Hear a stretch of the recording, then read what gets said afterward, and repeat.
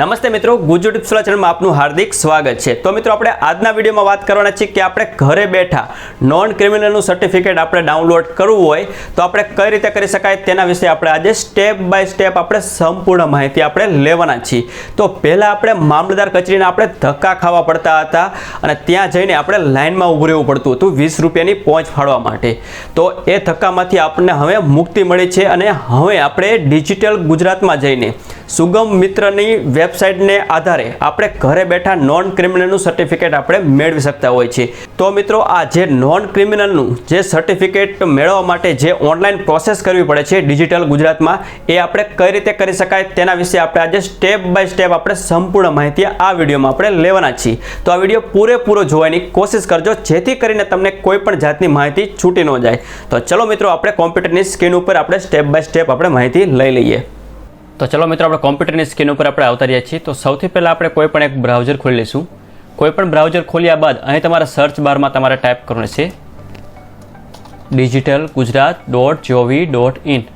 તમારે આ ટાઈપ કરીને તમારે એન્ટર કરી દેવાનું છે એટલે જે ગુજરાત સરકારની જે ડિજિટલ ગુજરાતની જે વેબસાઇટ છે ઓફિશિયલ, એ આ રીતે તમારે ખુલી જશે। તો તમે નવા યુઝર હોય, તમે કોઈ દિવસ ડિજિટલ ગુજરાતમાં તમે લોગિન ન કર્યું હોય તો સૌથી પહેલાં તમારે રજિસ્ટ્રેશન કરવું જરૂરી છે। તો તમારે ન્યૂ રજિસ્ટ્રેશન સિટીઝનના ઓપ્શનમાં જઈને તમારે સૌથી પહેલાં તમારો આઈડી અને પાસવર્ડ તમારે ક્રિએટ કરી લેવું જરૂરી છે। જો તમે મેં આગળનો વિડીયો એક બનાવેલો છે તેમાં ન્યૂ રજિસ્ટ્રેશન સિટીઝનમાં આઈડી અને પાસવર્ડ કેવી રીતે ક્રિએટ કરી શકાય તેનું સ્ટેપ બાય સ્ટેપ સંપૂર્ણ માહિતી આપેલી છે। જો તમે અત્યાર સુધી તમે ન્યૂ રજિસ્ટ્રેશન ન કર્યું હોય અને તમે એ વિડીયો જોવા માગતા હોય તો હું તમને આઈ બટન પર તમને હું આપી દઉં છું, ત્યાં જઈને તમે એ વિડીયો તમે જોઈ લેજો। અને જો મિત્રો તમે આઈડી અને પાસવર્ડ તમે ક્રિએટ કર્યું હોય તો તમે ડાયરેક્ટ અહીં લોગિન કરી શકો છો। તો ચલો મિત્રો, આપણે અહીં ડાયરેક્ટ લોગિન કરશું। આઈડી પાસવર્ડ આપણે ક્રિએટ કરી દીધા છે। તો ચલો હું આઈડી અને પાસવર્ડ અને કેપ્ચો નાખીને આપણે લોગિન કરી દઈશું। આઈડી લોગિન કરતાં પહેલાં આપણે ફરજિયાત એક ઓટીપી આવશે, એ ઓટીપી નાખ્યા બાદ જ આપણને આગળની પ્રોસેસ થવા દેશે। તો ચલો આપણે ઓટીપી નાખી દઈશું। ઓટીપી નાખ્યા બાદ આપણે કન્ફર્મ ઉપર આપણે ક્લિક કરશું એટલે આપણું આઈડી અહીં લોગિન થઈ જશે। તો આજે આપણે નોન ક્રિમિનલનું સર્ટિફિકેટની ઓનલાઈન પ્રોસેસ કેવી રીતે કરી શકાય તેના વિશે આપણે આજે જોવાના છીએ। તમને અહીં ઓપ્શન દેખાડે છે સુગમ ડિજિટલ ગુજરાત, તેમાં તમારે ક્લિક કરવાનું રહેશે। તેના પર તમે ક્લિક કરશો એટલે ઇન્કમ સર્ટિફિકેટ, એસીબીસી સર્ટિફિકેટ એટલે કે જાતિનો દાખલો, આવકનો દાખલો અને નોન ક્રિમિનલ સર્ટિફિકેટ, આવા તમે અનેક સર્ટિફિકેટનો તમે લાભ ઓનલાઈન ઘરે બેઠા તમે લઈ શકો છો। તો આજે આપણે ફક્ત ને ફક્ત non criminal certificate four Gujarat government સુગમ તેના ઉપર આપણે ક્લિક કરશું રીડ મોર ઉપર। જેવું તમે રીડ મોર ઉપર ક્લિક કરશો એટલે તમને અહીં ઓપ્શન બતાવે છે સિલેક્ટ લેંગ્વેજ ગુજરાતી। તો એ લેંગ્વેજ સિલેક્ટ કરીને તમારે નીચે આવતું રહેવાનું રહેશે અને તમારે અહીં આવે છે કન્ટિન્યુ ટુ સર્વિસ, તેના ઉપર તમારે ક્લિક કરી દેવાનું રહેશે। તો ચલો આપણે ક્લિક કરી દઈશું। તમે કન્ટિન્યુ ઉપર તમે ક્લિક કરશો એટલે તમારો જે રિક્વેસ્ટ આઈડી નંબર છે એ પડી જશે અને એપ્લિકેશન નંબર પડી જશે। તમારે એનો મોબાઈલ દ્વારા એનો ફોટો પાડી લેવાનો રહેશે। તમે ફોટો ન પાડો તો પણ તમારા ડિસ્પ્લે ઉપર હોમ પેજમાં તમને એ રિક્વેસ્ટ આઈડી તમને એપ્લિકેશન નંબર બતાવશે તે।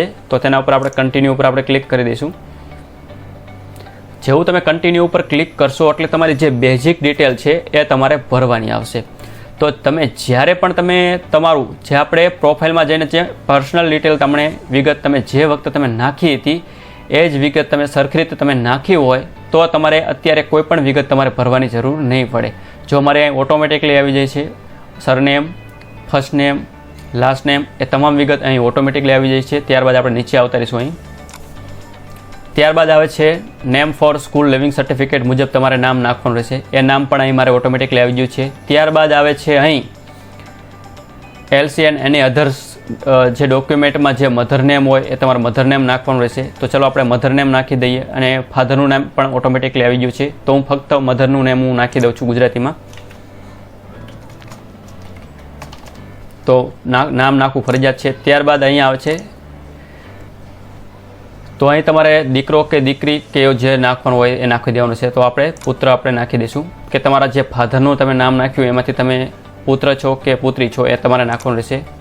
મેરિડ હોય તો મેરિડ અને અનમેરિડ હોય તો અનમેરિડ। તો આપણે મેરિડ ઓપ્શન પસંદ કરી લઈશું। જે રીતે તમારે લાગુ પડતું હોય એ તમારે પસંદ કરી લેવાનું છે। જો મિત્રો તમે અહીં મેરિડ સિલેક્ટ કર્યું હોય તો તમારે જે જીવનસાથી હોય એનું નામ પણ નાખવું જરૂરી છે। તો એનું હું પણ ગુજરાતીમાં નામ નાખી દઉં છું અહીં। અને તમે જો અનમેરિડ અહીં સિલેક્ટ કરશો તો તમારે એ નામ નાખવું જરૂરી નથી. ત્યાં આવ્યા બાદ તમારે સિલેક્ટ કરવાનું રહેશે અપડેટ ફ્રોમ પ્રોફાઇલ, તેના ઉપર ક્લિક કરી દેવાનું રહેશે. ત્યારબાદ નેક્સ્ટ ઉપર તમારે ક્લિક કરી દેવાનું રહેશે અને સક્સેસફુલી તમારે આવી જશે. ઓકે ઉપર આપણે ક્લિક કરી દેવાનું રહેશે. ત્યારબાદ આપણે વિગત નાખવાની આવશે. અહીં કાસ્ટ સર્ટિફિકેટ એટલે કે કાસ્ટ ઇન્ફોર્મેશન તમારે નાખવાનું રહેશે.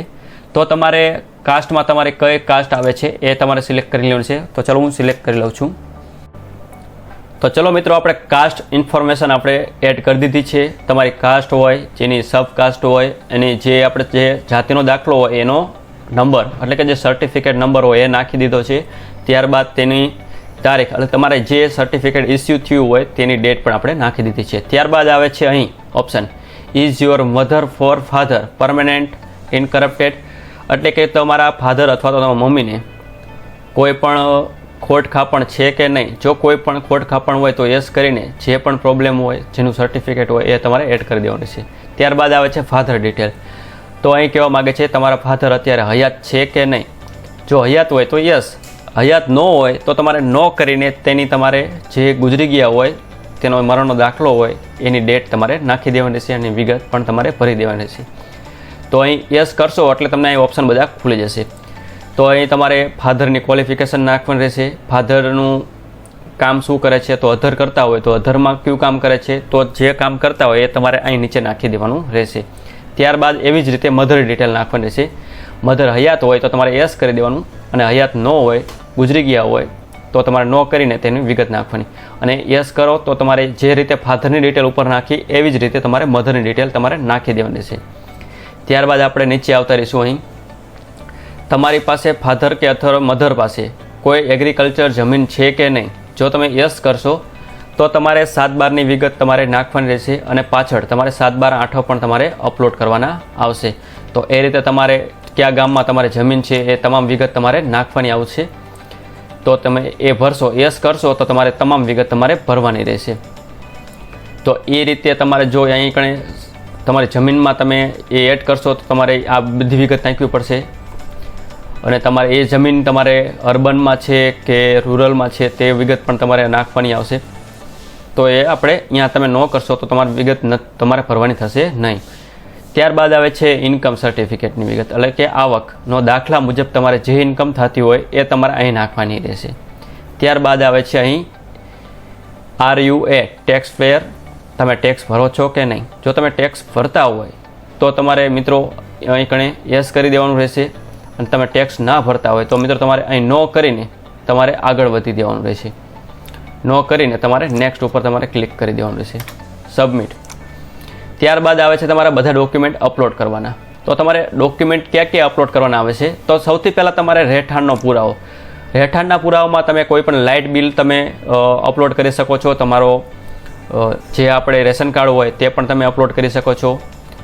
તમારે ગેસની લાઇન ઘરે હોય તો ગેસની લાઇન પણ તમે કરી શકો છો. વેરા પહોંચ ઉપર તમને દેખાય એ તમામ વિગત તમે અપલોડ કરી શકો છો. તો આપણે રહેઠાણના પુરાવા તરીકે અન્ય પુરાવા લીધા છે અને આપણે રેશન કાર્ડ નંબર નાખીને આપણે રેશન કાર્ડ અહીં બ્રાઉઝરમાં જઈને તમારે સિલેક્ટ કરીને અપલોડ કરી દેવાનું રહેશે અને વ્યૂમાં જઈને તમે જોઈ પણ શકો છો. ત્યારબાદ આવે છે અહીં બીજા નંબરનો ઓપ્શન.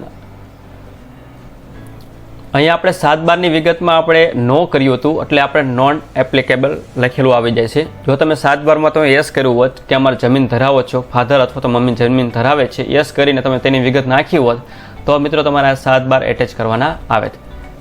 ત્યારબાદ આપણે નીચે આવતા રહીશું. અહીં આવે છે તમારે કાસ્ટ સર્ટિફિકેટ. તમારી પાસે જાતિનો દાખલો હોય તેની વિગત તમારે નાખવાની રહેશે. તો અરજદારનું જાતિનું પ્રમાણપત્ર અહીં સિલેક્ટ કરી લેવાનું રહેશે અને તેનો જાતિનો નંબર અથવા તો સર્ટિફિકેટ નંબર એ નાખીને બ્રાઉઝરમાં જઈને તે PDF સ્વરૂપમાં તમારે અપલોડ કરવાનું રહેશે. બ્રાઉઝરમાં જઈને સિલેક્ટ કરીને અપલોડ ઉપર તમે ક્લિક કરશો એટલે અપલોડ થઈ જશે. ત્યારબાદ આવે છે અહીં નીચેની શાળા સોળિયાનું પ્રમાણપત્ર એટલે કે લિવિંગ સર્ટિફિકેટ તમારે એડ કરવાનું રહેશે. તમારે જે અરજદાર હોય એનું તો એ સર્ટિફિકેટ નંબર નાખીને એવી જ રીતે તમારે અપલોડ કરી દેવાનું રહેશે. ત્યારબાદ આપણે નીચે આવતા રહીશું. અહીં આ જે નોન એપ્લિકેબલ છે એ તમારે નાખવાનું રહેશે નહીં. જેટલી વિગત તમને આપેલી છે એ જ વિગત તમારે નાખવાનું રહેશે. ફાધર ડેથ સર્ટિફિકેટ નહીં, મધર ડેથ સર્ટિફિકેટ નહીં. આપણે ઉપર યસ કરી દીધું હતું કે મારા ફાધર હયાત છે એટલે એ નાખવાની વિગત આવશે નહીં. ત્યારબાદ આવે છે ઇન્કમ. તમારા ફાધરની 3 વર્ષની જે ઇન્કમ સર્ટિફિકેટ હોય જે તમે રજૂ કર્યું હોય એ પુરાવા તરીકે નાખી દેવાનો છે. ઇન્કમ સર્ટિફિકેટનો નંબર અને બ્રાઉઝરમાં જઈને અપલોડ કરીને તમારે તેની વિગત તમારે નાખી દેવાની છે. તો એવી રીતે તમારે ઇન્કમ સર્ટિફિકેટ પણ તમે નાખી દીધું છે અને એ અપલોડ પણ કરી દેવાનું રહેશે. કોઈ પણ ફાધર અથવા મધરમાંથી કોઈ પણ એક તમે એટેચ કરી દેશો તો પણ તમારે ચાલશે. અને ત્યારબાદ આવે છે તમારા જે પંચનામું, જે તમે પરિશિષ્ટ 3 નંબરનું જે ફોર્મ ભર્યું તલાટીના સહી સિક્કા જેમાં તમે કરાવ્યા એ ફોર્મ તમારે રજૂ રાખવાનું રહેશે અને એ ફોર્મ તમારે અહીં રજૂ કરવાનું રહેશે પરિશિષ્ટ 3 વાળું અને એ અપલોડ કરી દેવાનું રહેશે. એ અપલોડ કર્યા બાદ ત્યારબાદ આવે છે તમારા જે સોગંદનામું 50ના સ્ટેમ્પ માથે તમે કરાવ્યું હોય એ જે પરિશિષ્ટ 3 મુજબ પાછળ જે સોગંદનામું આવે એ સોગંદનામું તમારે અહીં અપલોડ કરવાનું આવશે. પીડીએફમાં તમારે 3 પેજ આવતા હોય કે 4 પેજ આવતા હોય, જે પેજ આવતા હોય પીડીએફ સ્વરૂપમાં તમારે સ્કેન કરીને તમારે અહીંથી બ્રાઉઝરમાં જઈને તમારે અપલોડ કરી દેવાનું રહેશે અને જે નોટરી નંબર હોય એ નોટરી નંબર તમારે નાખી દેવાનો છે. ત્યારબાદ આવે છે અહીં તમે જે આગળ ફોટો જે નાખ્યો એટેચ એ ફોટો ઓટોમેટિકલી આવી જશે અને તમારે અહીં ટીક માર્ક કરી દેવાનું રહેશે અને ટીક માર્ક કર્યા બાદ તમારે સબમિટ ઉપર તમારે ક્લિક કરી દેવાનું રહેશે. અહીં તમારે ફરજિયાત મધર ઇન્કમ સર્ટિફિકેટ માગે છે તો તમે જે ફાધરનું સર્ટિફિકેટ તમે રજૂ કર્યું એ જ તમે સર્ટિફિકેટ તમે રજૂ કરી દો તો પણ ચાલશે. તો અહીં મેં ફાધરનું સર્ટિફિકેટ આગળ એડ કર્યું છે તો એ જ હું સર્ટિફિકેટ મધરમાં પણ હું નાખી દઉં છું. તો મિત્રો તમારા તમામ ડોક્યુમેન્ટ અપલોડ થઈ ગયા બાદ અહીં તમારે ટીક માર્ક કરી દેવાનું રહેશે. ત્યારબાદ તમારે અહીં સબમિટ ઉપર જેવું તમે ટીક કરશો એટલે તમારું અરજી ફોર્મ તમને સબમિટ થઈ જશે. અહીં આવે છે કૃપા કરીને તમારું અરજી ફોર્મ પર ઈ સાઇન કરો. તો ઈ સાઇન કરવા માટે તમારે આગળની પ્રોસેસ તમારે કરવાની રહેશે અને ઈ સાઇન પૂર્ણ થયા બાદ તમારી અરજી જે સંબંધિત જે ઓફિસમાં હોય એને ટ્રાન્સફર કરી દેવામાં આવશે અને જેવું તમે ઈ સાઇન કરશો એટલે ટ્રાન્સફર કરવામાં આવશે. તો ઈ સાઇનમાં તમારે શું જોઈશે, એક આધાર કાર્ડમાં તમારે જે મોબાઈલ નંબર રજિસ્ટર હોય તેમાં તમારે ઓટીપી આવશે, એ ઓટીપી તમારે નાખવાનું આવશે. તો અહીં તમારે ઈ સાઇનનું ઓપ્શન આવે છે make e sign and pay using gateway. તો તેના ઉપર તમારે અહીં ક્લિક કરી દેવાનું છે. જેવું તમે તેના ઉપર ક્લિક કરશો એટલે ઈ સાઇનનો જે ઓપ્શન ખુલશે ઓટીપી નાખવા માટે, જે આપણે રજિસ્ટર કરતી વખતે આવ્યું હતું એ રીતે. તો અહીં તમારે આધાર કાર્ડ નંબર તો ઓટોમેટિકલી આવી જશે. તમારે ગેટ ઓટીપી ઉપર તમારે ક્લિક કરવાનું રહેશે. જેવું તમે ત્યાં ક્લિક કરશો એટલે અહીં ઓટીપી નાખવાનો આવશે. તમારા મોબાઈલમાં ઓટીપી આવે એ આપણે અહીં ફિલ કરી દઈશું. તો ચલો મારો ઓટીપી આવી ગયો છે અને તમારા ટિક માર્ક ઓટોમેટિક પણ થઈ જશે. ત્યારબાદ તમારે સબમિટ ઉપર તમારે ક્લિક કરી દેવાનું છે. ઓટીપી નાખ્યા બાદ તમે સબમિટ કરશો એટલે તમારી ઈ સાઇનની જે પ્રોસેસ છે તે કમ્પ્લીટ થઈ જશે. હવે તમારી ઈ સાઇનની પ્રોસેસ તમારે કમ્પ્લીટ થઈ જઈ છે. ત્યારબાદ તમારે આવે છે પેમેન્ટ. તો અહીંયા આવે છે પે યુઝિંગ ગેટવે. તેના ઉપર તમારે ક્લિક કરવાનું રહેશે. અહીં તમારું નામ પણ આવી ગયું છે. તમારે પે કરવાના રહેશે 20 રૂપિયા. જે આપણે મામલતદાર કચેરીમાં જઈને આપણે 20 રૂપિયાની પહોંચ ફાડતા હતા તે તમારે અહીંથી તમારે પે કરી દેવાની છે. તો ચલો આપણે પે કરી દેવી 20 રૂપિયા ઓનલાઈન. એ 20 રૂપિયા તમે પેમેન્ટ કરશો ત્યારબાદ જ તમારી પ્રોસેસ અહીં કમ્પ્લીટ થશે. તો ચલો આપણે ઝડપી પેમેન્ટ કરી દઈશું.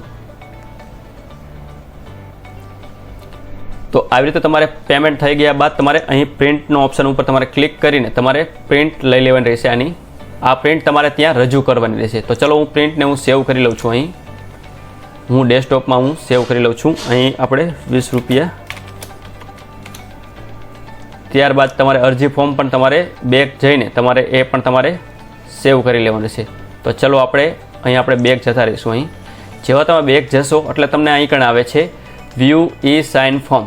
એના ઉપર તમારે ક્લિક કરવાનું રહેશે. જેવું તમે ત્યાં ક્લિક કરશો એટલે તમારા જે કોમ્પ્યુટરમાં ડાઉનલોડ થઈ જશે આવી રીતે. તો આ ફોર્મ પણ તમારે સેવ કરી લેવાનું રહેશે. આ બંને ફોર્મ તમારે ત્યાં રજૂ કરવાના રહેશે. તો ચલો એ ફોર્મ પણ હું સેવ કરી લઉં છું મારા કોમ્પ્યુટરમાં. તે સાથે તમે જે તલાટીના સહી સિક્કા કરાવ્યા, જે તમે ઓફલાઈન તમે જે ફોર્મ ભર્યું, સોગંદનામું કરાવ્યું, જાતિનો દાખલો, આ તમામ ડોક્યુમેન્ટ જે અપલોડ કર્યા એ તમામ ડોક્યુમેન્ટ તમારે ત્યાં તમારે રજૂ કરવાના રહેશે મામલતદાર કચેરીમાં. તમે ન જઈ શકતા હોય તો જે પણ ત્યાં જઈ શકતો હોય તેને તમારે સાથે મોકલાવી દો તો પણ તમારે ચાલશે. તમારે જ્યાં જવાની જરૂર નથી. તો આવી રીતે તમારે નોન ક્રિમિનલ સર્ટિફિકેટનું પ્રમાણપત્ર મેળવવા માટેની ઓનલાઈન પ્રોસેસ આ રીતે તમારે કરવાની રહેશે. તો મિત્રો આપણે આ વિડીયોમાં આટલું જ. જય હિન્દ, જય ભારત.